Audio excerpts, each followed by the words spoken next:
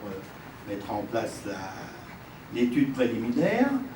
Nous avons là, sur les 3 ans à venir, 480 000 € d'attribués sur l'église de Lantilly, 246 000 de tête immédiatement. Donc, ben voilà, que voulez-vous que je vous dise? Simplement que dans un bâtiment comme ça, il faut commencer à remettre des tuiles et rendre le bâtiment en dos. Hein? Voilà. Donc, ça sera une très belle aventure.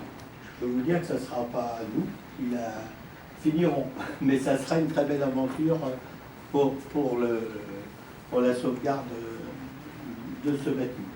Donc voilà, je crois qu'on se voit beaucoup.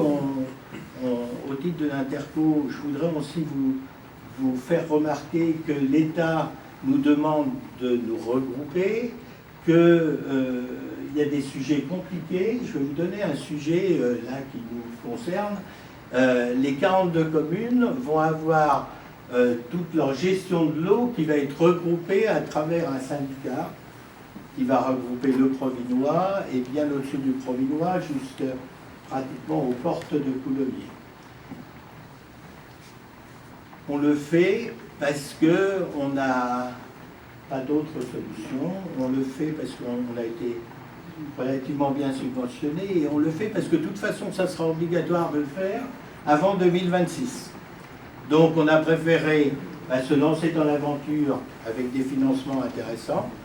Mais pour tout vous dire, on y passe beaucoup de temps parce que aligner tous les actifs de 42 communes, tous les châteaux d'eau de 42 communes, toutes les façons de gérer les 42 communes, c'est très compliqué d'un point de vue administratif.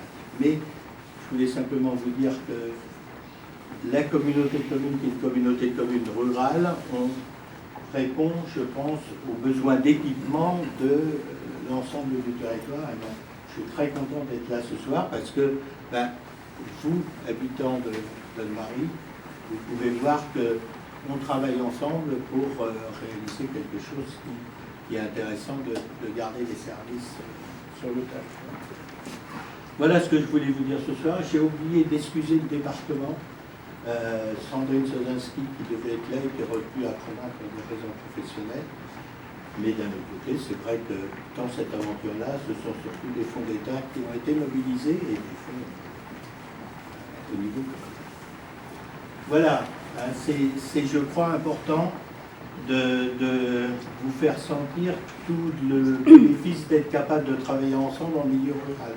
Parce que, on va dire les choses aussi, 42 communes, 24 000 habitants dans cette grande Seine-et-Marne. L'autre jour, j'étais dans une réunion et assis à côté d'un de mes collègues. Et alors, je lui disais que j'étais un très grand président de communauté de communes, puisque j'avais 42 communes. Lui, effectivement, on en avait 15. Et il représentait 350 000 habitants. Voilà. Donc, ça vous montre la mesure de la vie en Seine-et-Marne et d'arriver à ce que le monde rural pèse un peu dans la gestion générale du territoire. Voilà, merci. Merci Roger, merci pour ces mots. Écoutez, on va visiter, hein, avant de pouvoir boire un petit coup. Monsieur Tonneau, quelques mots.